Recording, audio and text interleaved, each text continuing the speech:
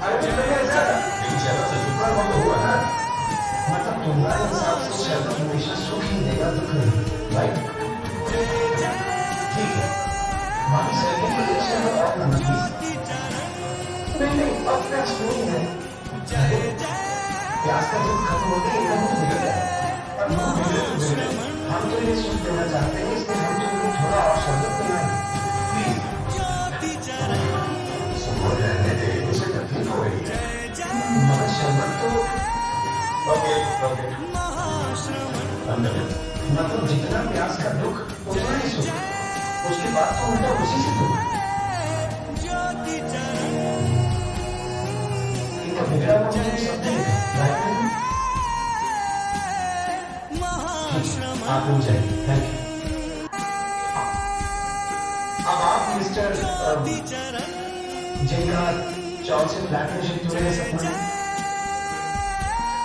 यहाँ और कोई है जो झोपड़े में रहता है?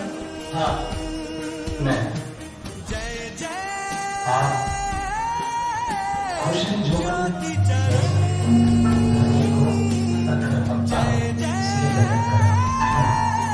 तो जब तक घर अपना बन नहीं जाता, उसकी इच्छा आपको सुख देती है या दुख?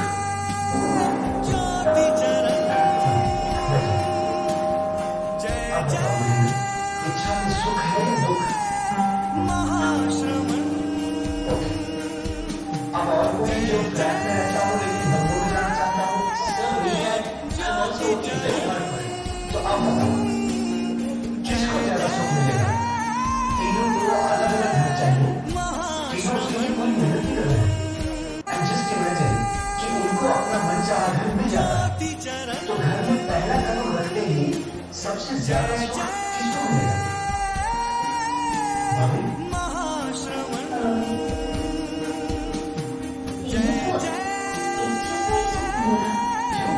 घर की क्वालिटी और घर की चीजों को अलग अलग है।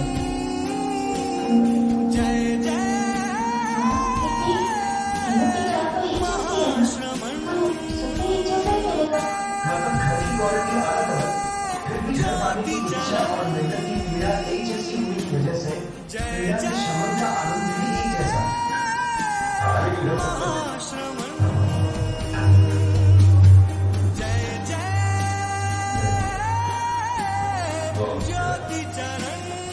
साधनों से सुख मिलता ही नहीं है ऐसा नहीं है, लेकिन सारे सुखों की बुनियाद दुखी है। मिस्टर आशिफ, सॉरी आपकी पर्सनल लाइफ में मुझे नहीं देना चाहिए, पर क्या ये प्यार वाला मूवमेंट आपको पहली बार हुआ? इसकी चाहिए ना? देखिए रिलेशन में जितनी ऑनेस्टी होगी वो उतना मसूद रहेगा।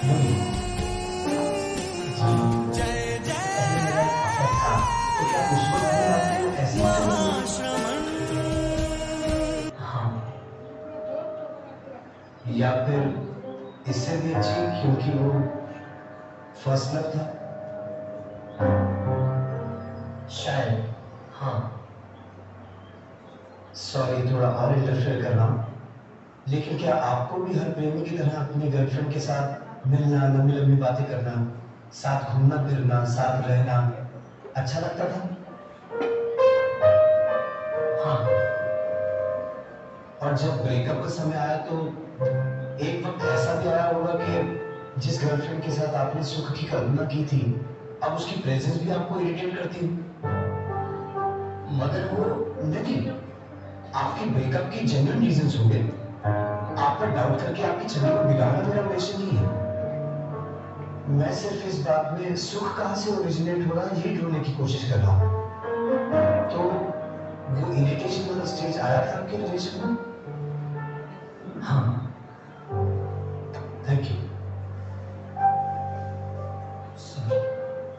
यानी क्या हम ये कह सकते हैं पापा कि यहाँ व्यक्ति वही, एक्टिविटीज वही, लेकिन मन बदल गया तो उसी व्यक्ति का मिलन अब दुख का कारण बन गया? हाँ,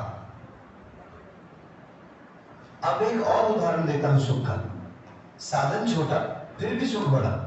महीने में 3,000 रुपए कमाने वाले मजदूर को 50,000 की लॉटरी लग जाए और महीने में 10 लाख रुपए कमाने वाले आदमी को 1 लाख की लॉटरी लगे तो कौन ज्यादा खुश होगा? ऑफ कोर्स मजदूर, क्योंकि 50,000 रुपए उसके लिए बहुत मायने लगते हैं, जबकि दूसरे आदमी के लिए 1 लाख रुपए इतनी बड़ी रकम नहीं है। करेक्ट। यानी कि गरीब आदमी जो उस 50,000 के लिए खून पसीना बहा रहा था, मेहनत मशक्कत कर रहा था, उसके लिए झुलस रहा था, उसे उतना सुख मिला। लेकिन श्रीमंत आदमी की तड़पन 1 लाख रुपए जितनी छोटी नहीं थी। उस बेचारे को तो शायद 50 लाख रुपए मिलते तब जाकर सुख मिलता। राइट पापा?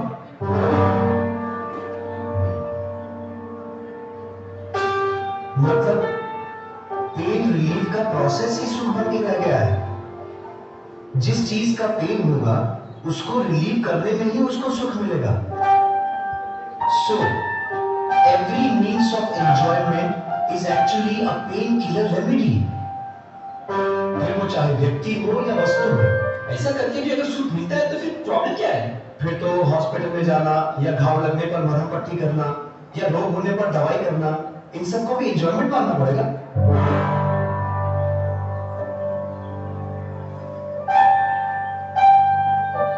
अब एक उदाहरण और देना चाहता हूं जहां व्यक्ति एक है, चीज एक है और सुख अलग अलग है। वो सर कहां है जिन्हें रसगुल्ले में हेवन दिखा? Yes sir. लीजिए। हाँ।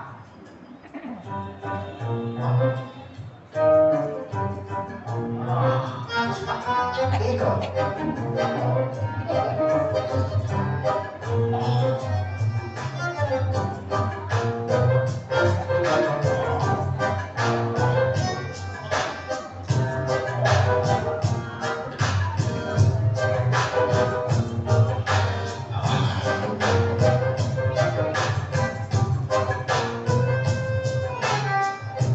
एक और लीजिए प्लीज। एक और। श्योर नहीं चाहिए? नहीं सर। ठीक है, थैंक यू। आप बैठिए। मतलब जैसे जैसे तृष्णा का दुख घटता गया, सुख भी घटता गया, और जैसे ही तृष्णा का दुख गायब, सुख भी गायब, उल्टा दुखदायक बन गया। इससे प्रूव होता है कि सारे भौतिक सुख वस्तु आधारित या व्यक्ति आधारित नहीं बल्कि दुख आधारित होते हैं। अगर भौतिक सुखों को पाना है तो पहले दुखों को जमा करना पड़ता है, प्यास और तृष्णाओं में झुलसना पड़ता है, तब कहीं जाकर उस दुख को हल्का करने का प्रोसेस एंजॉयमेंट बन पाएगा। अब बताइए, ऐसे भ्रामक सुखों के पीछे दौड़ते दौड़ते क्यों अपना सारा जीवन यूं ही गवा देना? नहीं, यूं कैसे? जो लोग सक्सेसफुल होते हैं, मेहनत, बुद्धि और लगन से सक्सेस हासिल करते हैं, उनके जीवन को यूं गवा देना कैसे कह सकते हैं? ठीक है, एक नजर ऐसे सक्सेसफुल लोगों की जिंदगी पर भी डाल लेते हैं।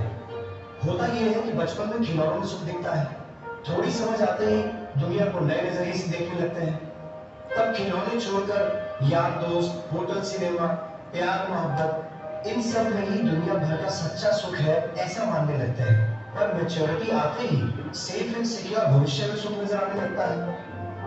फिर डिग्री, नौकरी, बिजनेस, बीवी बच्चे, परिवार, ये सब जमाने में ही सही सुख लगता है। ये सब मिलता है तो अगली स्टेज में best in business and best in society बनने की कोशिश रहती है।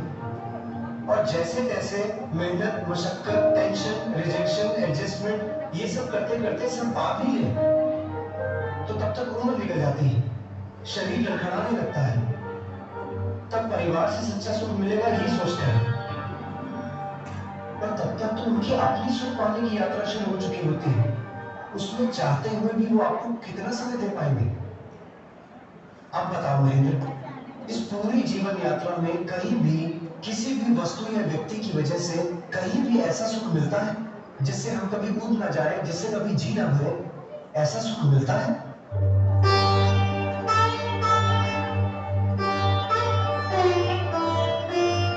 मिलता है तो जिंदगी के हर मोड़ पर सुख के मायने क्यों बदल जाते हैं? क्यों उम्र बढ़ते ही इच्छाएं बढ़ती जाती हैं? प्रॉब्लम यह है कि हम सुख की भ्रमणा से प्रेरित होकर दौड़ते ही रहते हैं। और अंत में अनंत इच्छाओं से पैदा हुए दुख के ढेर पर सुख का इंतजार करते बैठे रहते हैं। और महेंद्र ये भी कहीं सुनी नहीं बल्कि अनुभव की बात कर रहा हूँ, वो भी सिर्फ मेरी तुम्हारी नहीं बल्कि दुनिया के मैक्सिमम जीवों की बात कर रहा हूँ। आप ही बताइए पापा, इसमें कहाँ है सुख? आपकी कंपनी में मिलेगा मुझे सच्चा सुख? और ये सब सुनकर क्या आप लोगों को भी ऐसा लगता है कि इस भौतिक विश्व में किसी ने भी इंद्रियों के भोगों के साधनों से कभी ऊब न जाए ऐसा सुख पाया है? नहीं पाया है। ये पॉसिबल ही नहीं है, क्योंकि सारे भौतिक सुख दुख से इतने गहरे जुड़े हैं कि जैसे ही दुख गायब होता है सुख ऑटोमेटिकली दुख में कन्वर्ट हो जाता है। फिर कहां रहता है सुख? क्योंकि सुख की व्याख्या तो हम पहले ही तय कर चुके हैं कि जिससे कभी ऊब न जाए वही सुख है।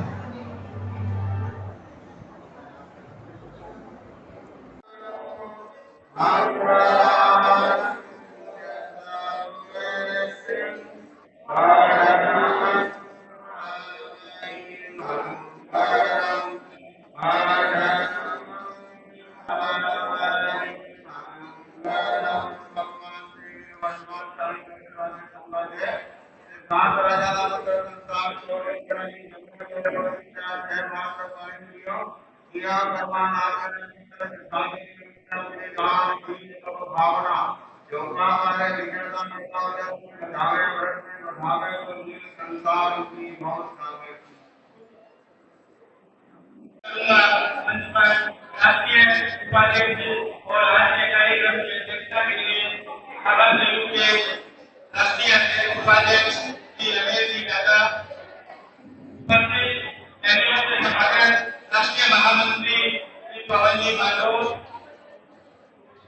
कोषाध्यक्ष राष्ट्रीय कोषाध्यक्ष श्री भरत जी मालेचा, कार्यशाला के राष्ट्रीय अध्यक्ष श्री शुभम जी लखवा, चेन्नई के अध्यक्ष पदाधिकारी सभी अंकित मंत्री में अपना स्थान ग्रहण करें।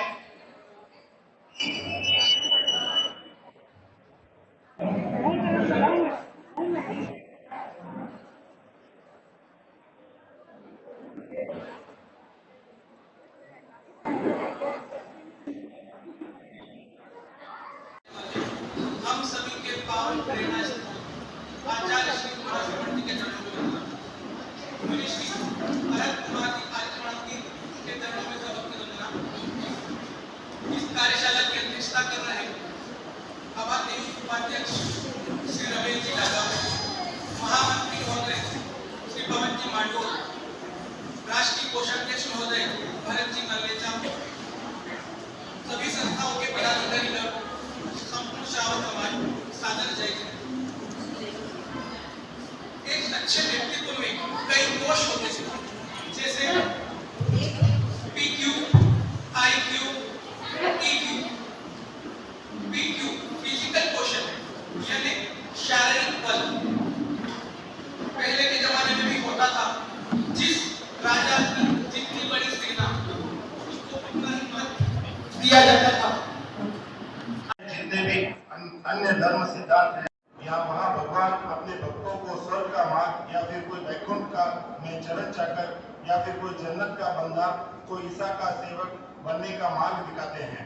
पर एकमात्र जैन धर्म में भी हमारा भगवान अपने भक्तों को अपने जैसा ही भगवान बनने का उपदेश देते हैं। न केवल उपदेश देते हैं, अभी तो उदार मना निर्बाध सुगम राजमार्ग भी दिखाते हैं। हम परम सौभाग्यशाली है कि हमें जन्मजा ऐसा श्रेष्ठ मार्ग प्राप्त हुआ।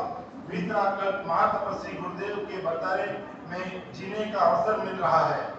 आज का यह कार्यक्रम उसी वीतरागत की वैज्ञानिकता, व्यवहारिकता और प्रासंगिकता को व्यापक संदर्भ में समझने का कार्यक्रम है।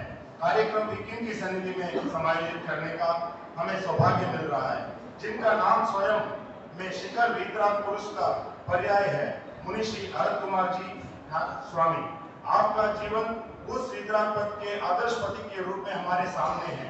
वीतरागत के आनंद को, उसके श्रेष्ठ को, उस पद के वैभव को साक्षात देखना हो तो मुनि श्री भरत कुमार जी स्वामी को देखा जा सकता है। इस अति विशिष्ट विलक्षण विश्वस्तरीय कार्यक्रम में ज्योति चरण करते हैं। हर व्यक्ति का अपना व्यक्तित्व पारिवारिक सामाजिक अस्तित्व होता है। महाश्रम का श्रेष्ठ दर्शन उसके आध्यात्मिक अस्तित्व से होता है। आज के कार्यक्रम के प्रायोजक श्री विजयराज कटारिया परिवार का आपके भौतिक सामाजिक जीवन की गुणवत्ता का द्योतक है। आपके आध्यात्मिक महाश्रम आपके बीच से हटकर सोच का प्रतीक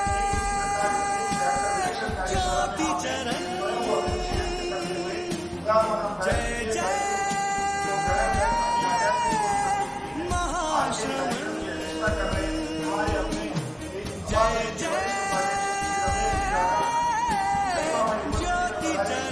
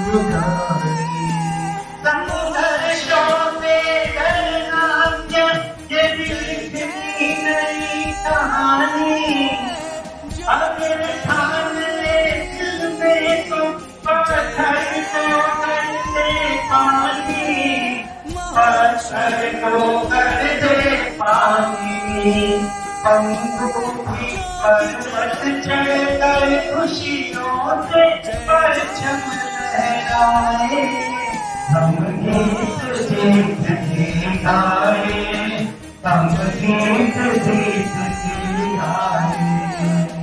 लक्ष्य बनाकर इन आँखों से प्रभु के तारे, लक्ष्य बनाकर इन आँखों में झूले रब के तारे, कुछ ऐसा पर दिखलाए ये दुनिया हमें निहारे, दुनिया हमें निहारे। जोश जोश से कदम बढ़ाकर, जोश जोश कदम बढ़ाकर अपना भाग्य जगाए, हम गीत गीत के गाए, हम गीत गीत के गाए। कुछ करने का जज्बा हो तो जब इतिहास बचाए, हम गीत गीत के गाए, हम गीत गीत के गाए, हम गीत गीत गाए, हम गीत गीत के गाए।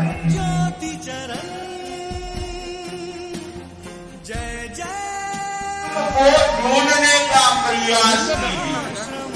यह संसार का सुख क्या है? ध्यान से सुने, बात न करें। संसार का सुख क्या है? गोबर का लड्डू है और उसके ऊपर सोने की परत चढ़ाई। सुन रहे हो मेरी बात? ध्यान से सुनो। हाँ, पहले ध्यान से सुनो। कोई बोलेगा नहीं, उम्र एक समय बदल दे, कोई नहीं बोलेगा न भाई न बात, कोई नहीं बोलना है। हाँ, सब मेरी तरफ। तो वो क्या गोबर का तो लड्डू है और ऊपर क्या चढ़ाई की है? परत चढ़ाई की है, सोने की परत है। अरे हम कहते हैं देख ले, मैं महाराज कृष्ण का लड्डू है। क्या होगा? कहोगे तो क्या होगा? हाँ? क्या होगा? आप खा रहे हो, क्या कर रहे हो? आप लोग खा रहे हो और हम समझा रहे हैं भैया गोबर का लड्डू है, मान जा। नहीं महाराज किससे का? किसने? ये संसार का सुख है, शारीरिक सुख। भगवान महावीर ने क्या कहा है? खंडित सुखा बहुकाल दुखा। क्षण मात्र का सुख है, बहुत काल तक दुख देने वाला है। कितना? क्षण मात्र का सुख और बहुत काल तक ये दुख देने वाला है। इसलिए हमें इसको समझना चाहिए। इन लोग इसको क्या देखते हैं? जितना सुख है उतना इसी में ही है। लोग देखते हैं शादी कब हो और शादी होने से जो सुख मिलेगा उससे कोई आनंद की अनुभूति होगी, इसके आपने कोई यही नहीं। इसलिए जिंदा शादी को जो बैठा है, इनको यहाँ हाथ पर, छाती पर हाथ देकर पूछ लो कि कितना का सुख मिला है। और जी सही बता दो, कितना का सुख मिला है ये आप बता दे। जिन्होंने शादी की है उनको पता है, क्योंकि अधिकतर देखा गया है कोई बाहर से रोते हैं और कोई भीतर से रोते हैं, लेकिन रोते जरूर है। क्या रोते जरूर है? संसार यह एक नाट्यशाला है। यहाँ पर हर प्राणी रंग मंच पर आता है और अपना नाटक प्रस्तुत करके यहाँ से क्या करता है? रवाना हो जाता है। कुछ व्यक्ति ऐसे होते हैं जो इस रंग मंच पर एक ऐसा भव्य प्रदर्शन कर जाते हैं कि जाने के बाद भी उनको लोग क्या करते हैं? याद करते हैं। और याद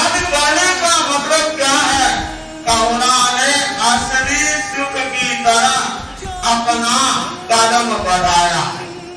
क्या किया? असली सुख की ओर कदम बढ़ाया है। मैं छोटे बच्चों से कह रहा हूँ, ध्यान दे, कहानी सुना। क्या सुना रहा हूँ? कहानी सुनिए, सुनिए। हाँ, कुछ लोग ध्यान से सुना है, समझ गए? एक बार एक छोटा सा लड़का अपनी माँ के साथ में रह रहा था। पापा उसके चल बसे, घर में और कोई नहीं था। माँ घर का झाड़ू पोछा दूसरों के यहाँ करके और क्या करती, काम चला। लड़का स्कूल के अंदर गया, पढ़ने लगा। एक बार रास्ते के अंदर हुआ क्या, संतों का प्रवचन हो रहा था। अब प्रवचन को सुनने के लिए सैकड़ों लोग वहां पर आए थे।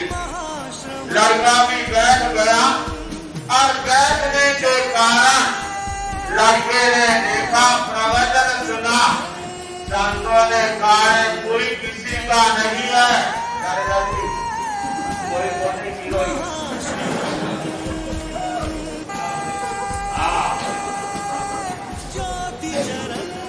तो कहा कोई किसी का नहीं है, झूठा जला झूठा जलेगा। क्योंकि कवि ने कहा मात्र कहे मेरा पुत्र सपुत्र है। ध्यान सुना, मात्र कहे मेरा पुत्र सपुत्र है, वही ने कहे मेरा सुंदर भैया। क्या करें? मात्र कहे मेरा पुत्र सपुत्र है, वही ने कहा मेरा सुंदर भैया। और बाप कहे मेरा कुल को दीपक है। बाप कहे मेरा कुल को दीपक है, लोक में राज्य अजीब बधेया। और नारी कहे मेरा प्राण पति है। बोलती है नारी कहे मेरा प्राण पति है।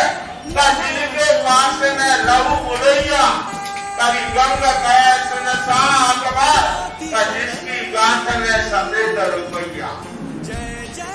ये सब को अब पूछते हैं, आपको कोई नहीं पूछता है। किसको? किसको? आपको कोई पूछने वाला नहीं है। और नहीं तो 2 महीने घर में जाके देख लो, कोई घरवाली, कोई बहन, कोई माँ, कोई बाप, आपको क्या बोलेंगे वो देख लो। इसलिए लड़के ने कहा, प्रवचन उठ गया और उठ करके और सीधे लड़का संतों के पास में गया। जाकर के कहा महाराज आपका आज का प्रवचन मेरे दिल में उतर गया। महाराज मुझे भी साधु बना। क्या बना दो? कहा भैया साधुपन सरल नहीं है। क्या है?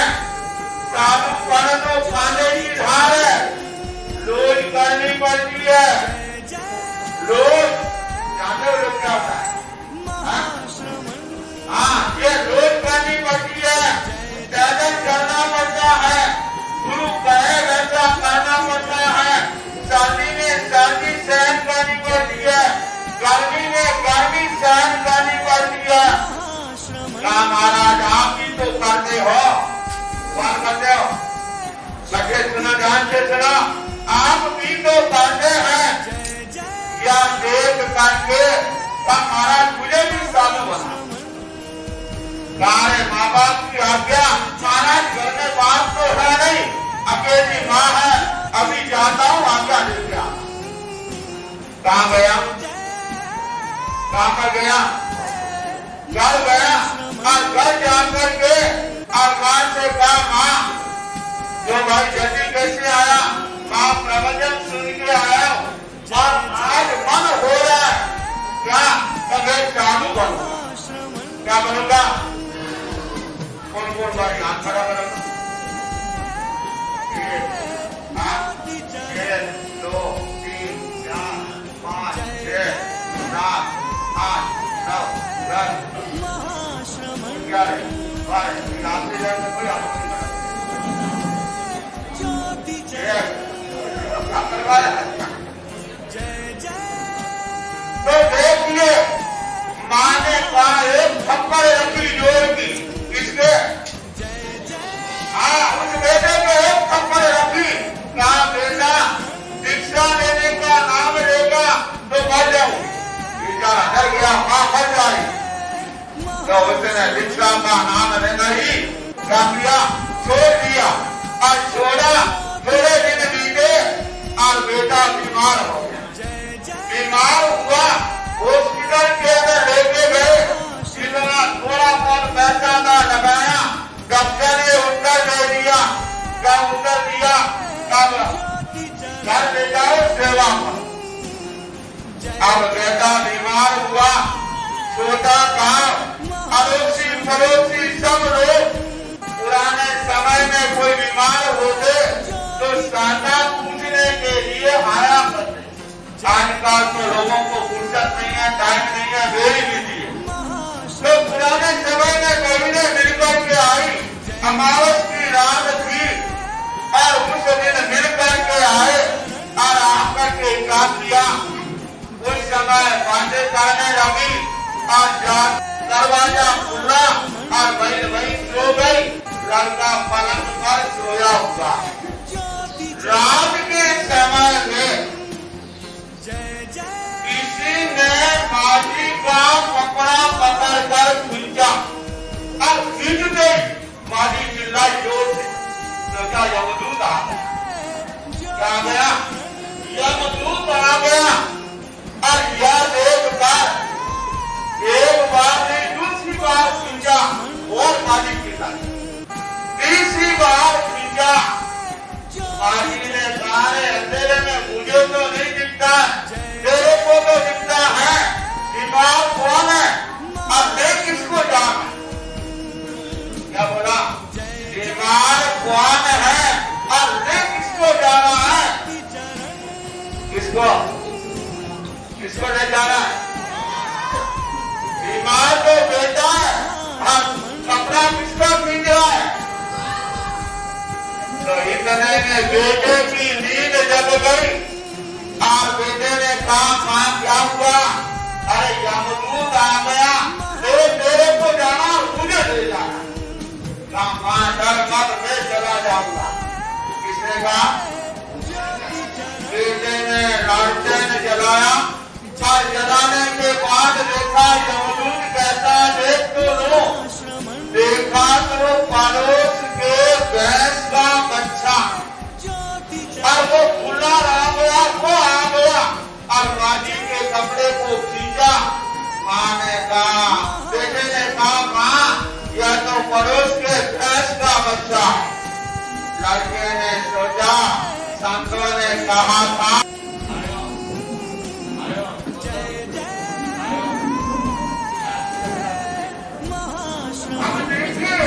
तो उस असली सुख को प्राप्त करने के लिए ये अखिल भारतीय युवा परिषद के द्वारा एक कार्यशाला का आयोजन किया गया है। मैं चाहता हूँ हमारे भाई और बहन अपने मन को मोड़ने की कोशिश करें और इसीलिए चिंतन को मोड़ लो ऐसा कि पतझड़ बाहर बन जाए। चिंतन को मोड़ लो ऐसा कि पतझड़ बाहर बन जाए और जानों को घुमाव लो ऐसा कि मझधार पार हो जाए। जानों को घुमाव लो ऐसा कि मझधार पार हो जाए। तो बोलने में तो काफी है, समय की अपनी सीमा है। जितने भी अन्य धर्म सिद्धांत हैं, यहाँ महाभगवान अपने भक्तों को स्वर्ग का मार्ग या फिर वैकुंठ का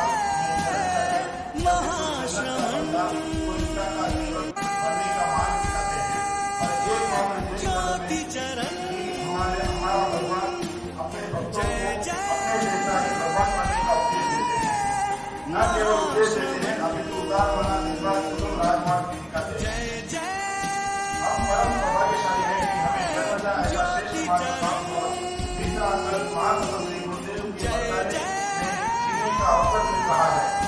आज का यह कार्यक्रम जीविका की वैज्ञानिकता, व्यवहारिकता और मानवीयता को व्यापक समझने का कार्यक्रम है। करने का हमें सौभाग्य मिल रहा है, जिनका नाम स्वयं शिखर विश्राम पुरुष का पर्याय है, मुनि श्री भरत कुमार स्वामी। आपका जीवन उस विश्राम के आदर्श के रूप में हमारे सामने है। विश्राम के आदर्श को, के श्रेष्ठ को, उस पद के वैभव को साक्षात देखा हो तो मुनि श्री भरत कुमार स्वामी को देखा जा सकता है। इस अतिरिक्त विलक्षण कार्यक्रम में सन्निधि प्रदान करने के लिए कृतज्ञता ज्ञापित करते हैं। हर व्यक्ति का अपना व्यक्तित्व, पारिवारिक सामाजिक अस्तित्व होता है। इन सब की सफलता का श्रेष्ठ दर्शन उसके आध्यात्मिक अस्तित्व से होता है। आज के कार्यक्रम के आयोजन श्री विजयराम भरत कटारिया परिवार का आत्मिक सफलता का द्योतक है। आपके आध्यात्मिक जिस प्रकार आपका व्यवसाय आपकी नींद से हटकर सोच का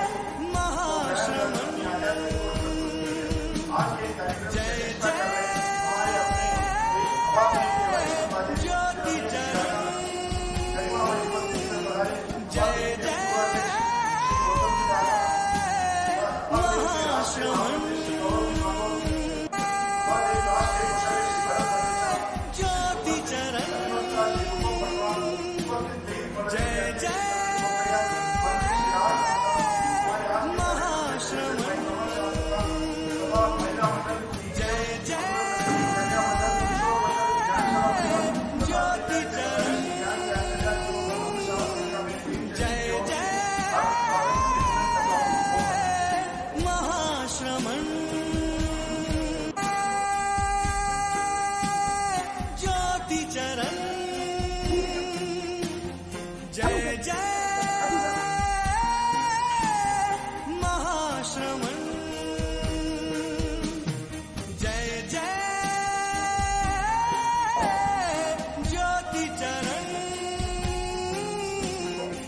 विलक्षण कार्यशाला में आपने स्वयं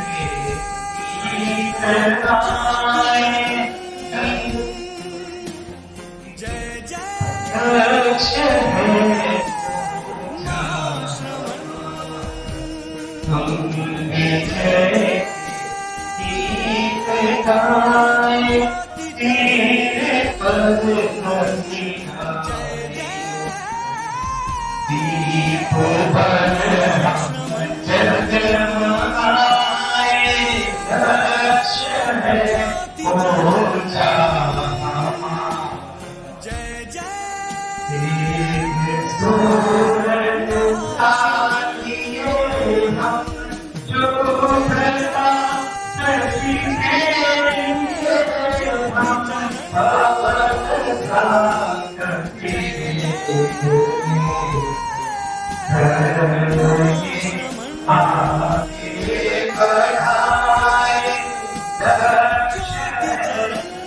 अभिषेक करते हुए क्या महत्वपूर्ण दायित्व अपनी आध्यात्मिक को प्रस्तुत की है।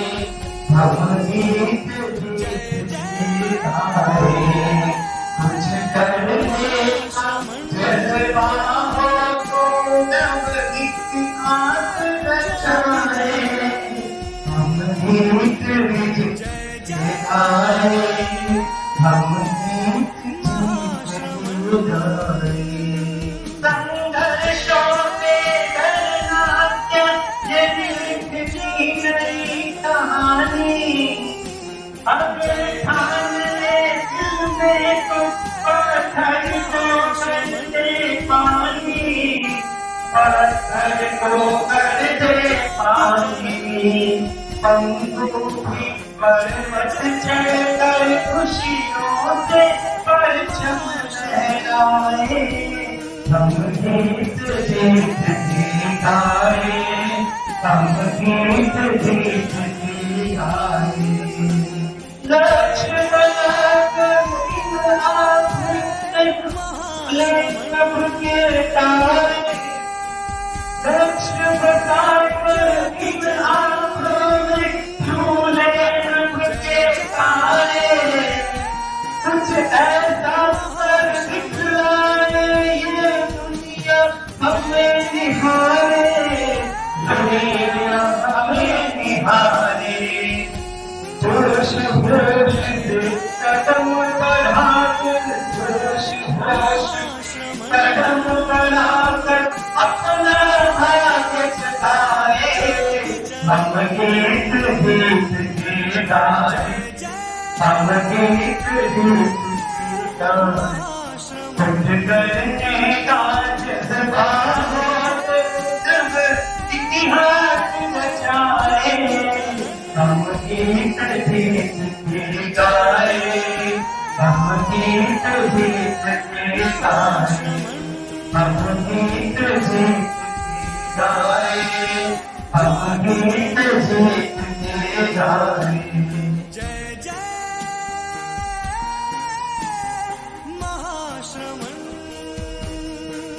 में से भक्ति मुद्रा यहाँ विराजित मुनि भरत कुमार जी जयदीप कुमार जी और सभा के अध्यक्ष सभी भाइयों और बहनों दादा जय आज प्रसन्नता का विषय है। सर्वप्रथम तो मैं गुरुदेव के प्रति कृतज्ञता ज्ञापित करना चाहता हूँ कि कल इतने इमरजेंसी में एक संदेश भेजा था से और मैंने भी भेजा था और ये सब उठाया और अहमद किया गुरुदेव की इतनी कृपा हुई तो हम सब पूरे परिवार के पूरा चलानी परिवार पूरा तेरापन समाज और चेन्नई की सभा हम गुरुदेव के प्रति कृतज्ञ हैं कि गुरुदेव अपना कितना ध्यान रखते हैं। और दूसरी बात मैं यही कहना चाहता हूँ कि आज का प्रोग्राम है विश्राम और विश्राम के विषय में मुनि ने आज के इस प्रसंग में विश्राम को जोड़ा है। तो अम्बा जी साहब सलानी ने विश्राम के पद पर जाने का आज निर्णय लेकर के आप सत्ता लेके वो गुरुदेव का आदेश हुआ है। आपके मन की भावना तो पूरी है कि मुझे दीक्षा मिले और मैंने तो मुनि श्री से निवेदन किया था आज के मेरे ख्याल से 35-40 दिन पहले कि आप संपदा को सत्ता पुरस्कार है उस दिन का निवेदन हमारा मेरा था। लेकिन इसमें सरकारी में भी आपने एक सत्ता करके बहुत बड़ा इतिहास कर दिया सरकारी का संताना भी पछाया और 3 दिन के अंदर संताना भी जीत गया। बहुत बड़ा इतिहास सरकारी में बनाया और इस भूमि की तो अलग ही एक अलग है क्योंकि गुरुदेव का चरण इस भूमि पर पड़ा हुआ है और आपके परिवार से इतने व्यक्ति विकसित हुए हैं। और आज तो मुनि श्री ने चेन्नई की ओर बढ़ाकर अभी भी मुनि श्री ने फरमाया था कि अलग और कैसे मतलब असली सुख कहाँ मिलता है। मुझे तो लगता है असली सुख आपके पास ही मिलता है। लेकिन नदी बहुत छोटी होती है लेकिन उसका पानी मीठा ही होता है।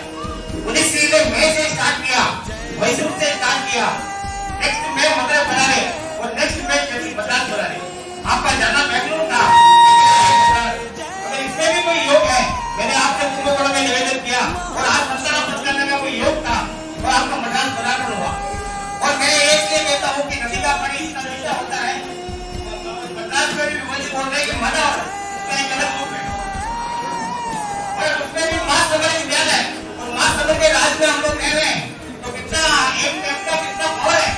एम का तो भाव है आप जानते हैं मैनेजमेंट हो या मनी हो सब कुछ एम का भाव है। तो मुनि श्री ने जो साथ में मैं यही कहना चाहता हूँ कि नदी का पानी इसलिए मीठा लगता है कि आपने मैसूर से तमिलनाडु को पूरा पानी देता है केआरएस वहां से पानी आता है पूरा तमिलनाडु में कावेरी से सप्लाई होता है। तो मुनि श्री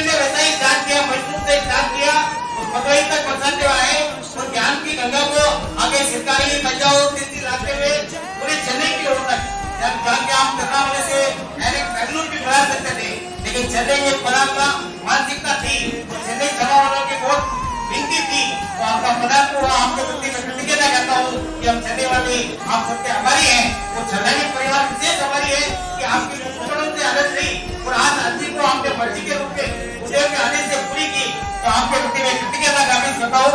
और मैं आपसे ये भी निवेदन करना चाहता हूँ, आपकी आज संचार आप भटका रहे हैं, आपकी मन की भावना शिक्षा लेने की, हम तुमसे आज वापस आपके संचार के बाद एक निवेदन जरूर करेंगे सभा की ओर से।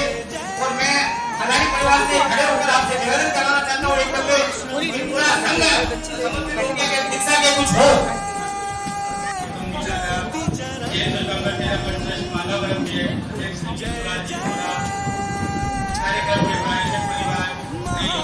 विजय राजी भरत जी कटारिया, आप सभी से निवेदन आप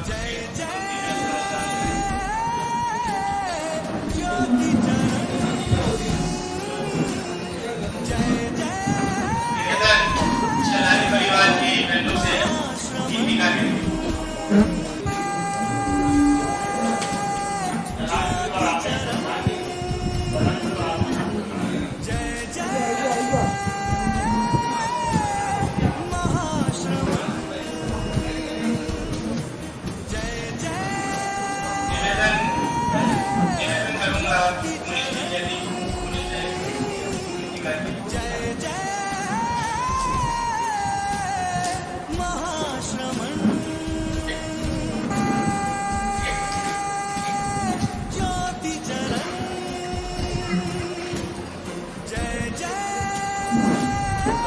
श्रावक समाज से निवेदन उन्हीं के साथ आप भी गीत के साथ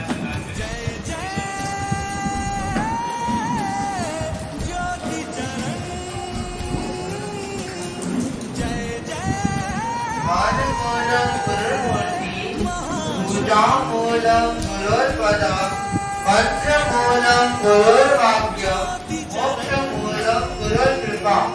गुरुदेव के श्री चरणों में वंदन, ऋषि के चरणों में नमन।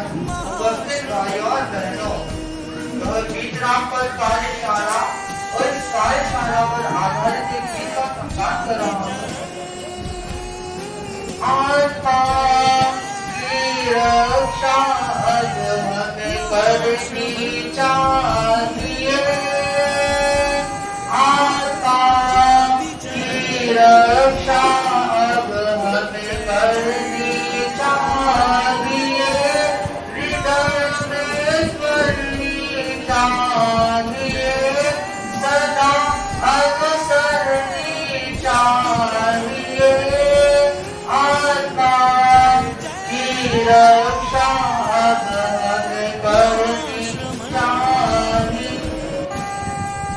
पापों से जो बचे बचाए, आत्म सुरक्षा वह कर पाए। पापों से जो बचे बचाए, आत्म सुरक्षा वह कर पाए। संयम की आभा हमको भरनी चाहिए, हृदय में स्मरनी चाहिए, सदा अनुसरनी चाहिए, आत्मा की रक्षा अब हमें करनी चाहिए।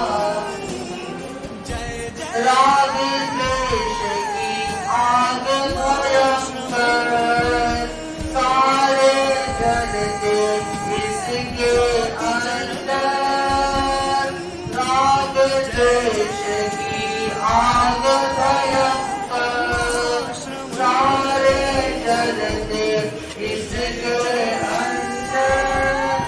समता की धारा अब तो झरनी चाहिए, हृदय में स्मरनी चाहिए, सदा अनुसरनी चाहिए, आत्मा की रक्षा अब हमें करनी चाहिए। दुख का कारण पाप कर्म है, सुख का साधन वश धर्म है, सुख का कारण पाप कर्म है, सुख का साधन वश